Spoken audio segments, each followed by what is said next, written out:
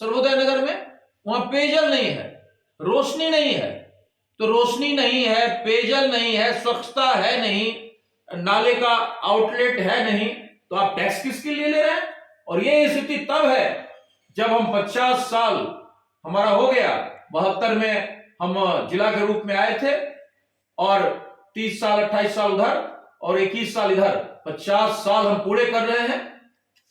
पूरे शहर से निकलने का कोई रास्ता नहीं है, जाम की स्थिति बनी हुई है।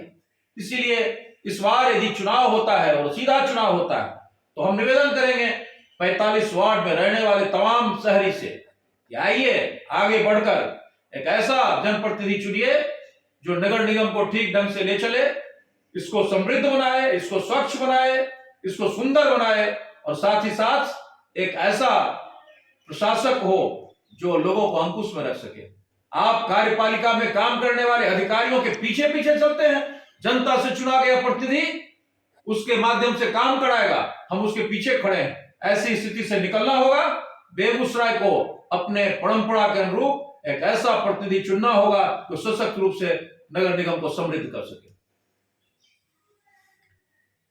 सर, नगर निगम की कार्य प्रणाली पर सवाल उठते रहे हैं और भ्रष्टाचार की जड़, कई लोगों ने कहा कि इससे पहले भी और बाद में भी बात होती रहती कि नगर निगम में व्यापक सर, नगर निगम की कार्य प्रणाली पर भी सवाल उठते रहे हैं और कई लोगों ने नगर निगम में यहां तक कहा है कि व्यापक पैमाने पर भ्रष्टाचार है, भ्रष्टाचार की जड़ जमी हुई है नगर निगम में। तो क्या कहना चाहेंगे? मैं आपको शुरू में ही कहा कि जब पार्षदों की बोली लगेगी, जब पार्षद 5 लाख और 7 लाख में खरीदे जाएंगे और उनके आधार पर बहुमत का जुगाड़ होगा, जब करोड़ों का खोल होगा, जब हम 3 करोड़ लगाएंगे तो 5 करोड़ वसूलेंगे। तो जब जन्म से ही लड़का विकलांग है तो उससे आप क्या कल्पना कर सकते हैं? जो व्यक्ति जन्म से ही विकलांग है उससे आप कल्पना कर सकते हैं कि 100 मीटर का रेस दौड़ेगा? तो शुरू में ही तो वो माल लगाओ मलपुआ खाओ।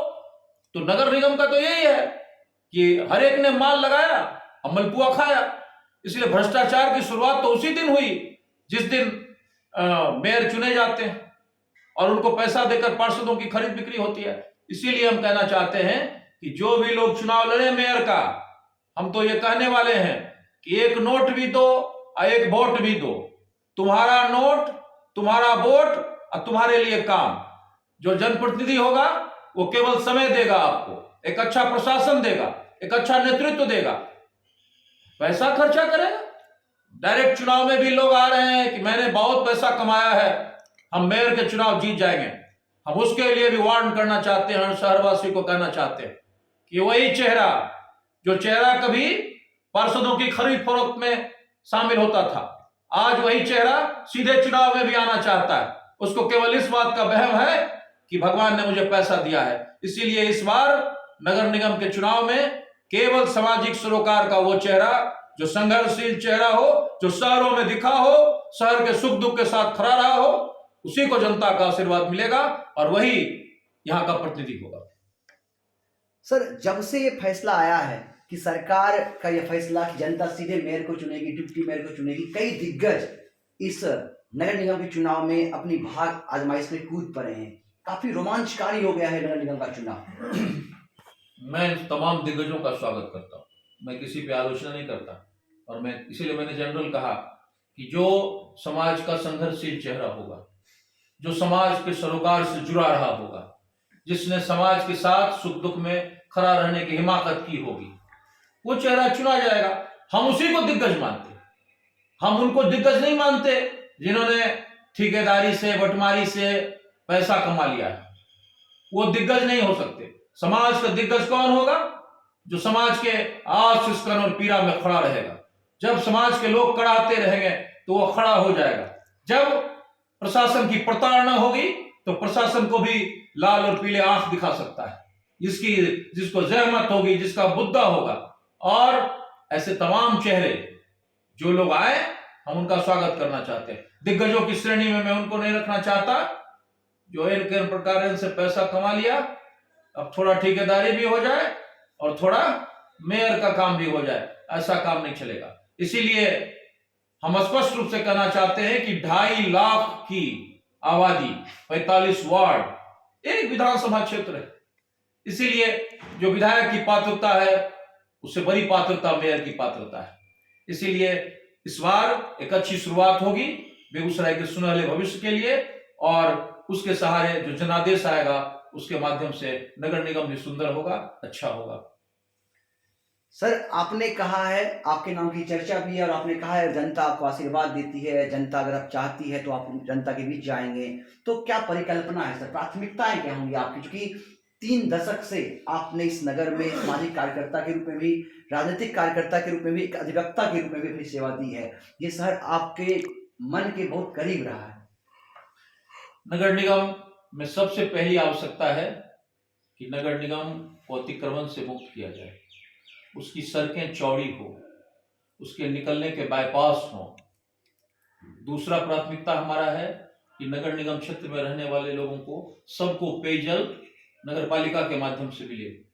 आज यहाँ पर आयरन, आर्सेनिक इसकी मात्रा है, उसको रिमूव करके किस तरह से हम सुंदर पेयजल दे सकते हैं। पूरे वार्ड में किस तरह से रोशनी की व्यवस्था सड़कों के बगल में हो, ये हमारी प्राथमिकता होगी। हमारी प्राथमिकता होगी कि इसके अतिक्रमण से मुक्त कराकर जो जगह है उसको पार्किंग स्पेस के रूप में हम डेवलप करें।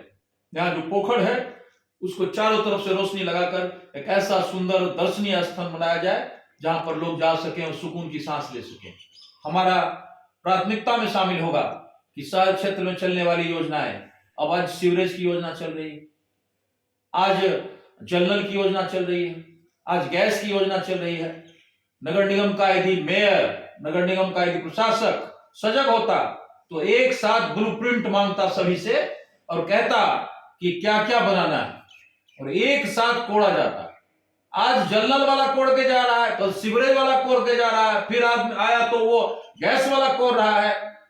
हम सड़कें बना रहे हैं और जब हमें पता है कि आने वाले 2 महीने के बाद जल नल का खुदने वाला है तो फिर हम ढलाई क्यों कर रहे हैं? केवल इसलिए कि ढलाई के माध्यम से जो ठेकेदारी होगा, ठेकेदारी के माध्यम से जो पैसा आएगा वो मुझे मिलेगा। इसीलिए प्लान्ड वे में नगर निगम विकास कार्यों का भी प्लानिंग हो, साथ साथ इसमें रहने वाले शहरी से यदि हम टैक्स वसूलते हैं तो टैक्स के अनुरूप उनको सुविधा दे सके।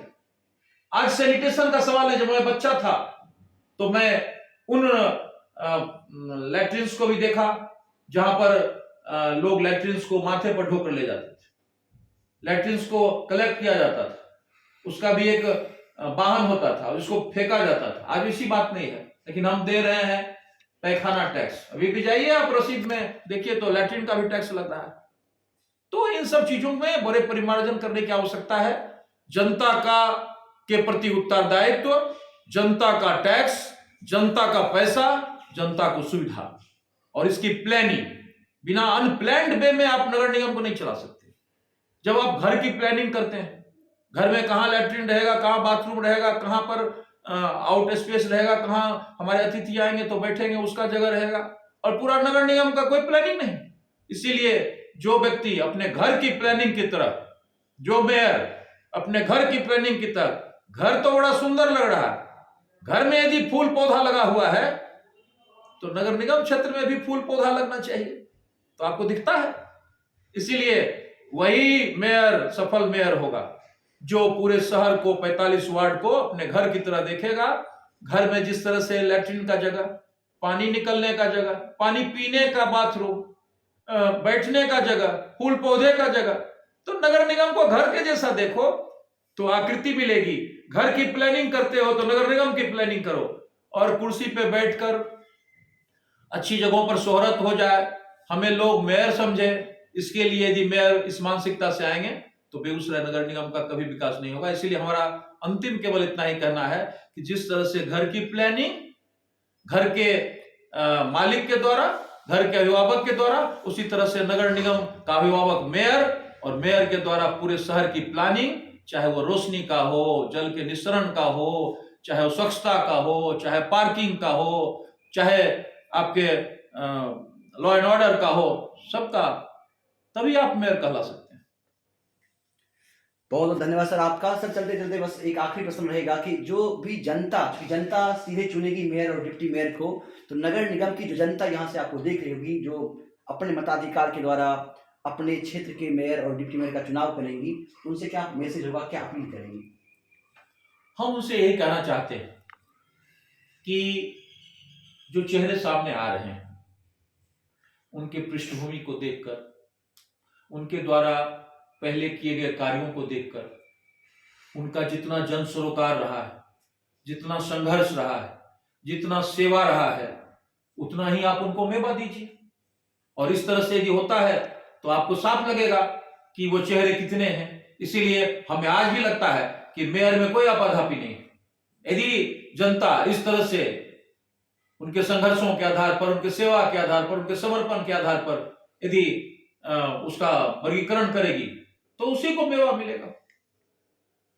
सर बहुत बहुत धन्यवाद सर, आपने मेरे साथ समय बिताया और अपने विवाद राय से जनता के बीच सारी बातें रखी। बहुत बहुत धन्यवाद सर आपका। केबी स्टूडियो का और डॉक्टर रोशन जी का बहुत बहुत धन्यवाद कि आप जन सरोकार के मुद्दे को उठाते रहते हैं, और जन सरोकार का मुद्दा यदि उठता है तो लोगों का ध्यान भी उधर जाता है और उस मुद्दे के उठने के बाद उसका समाधान भी होता है। बहुत बहुत धन्यवाद। धन्यवाद।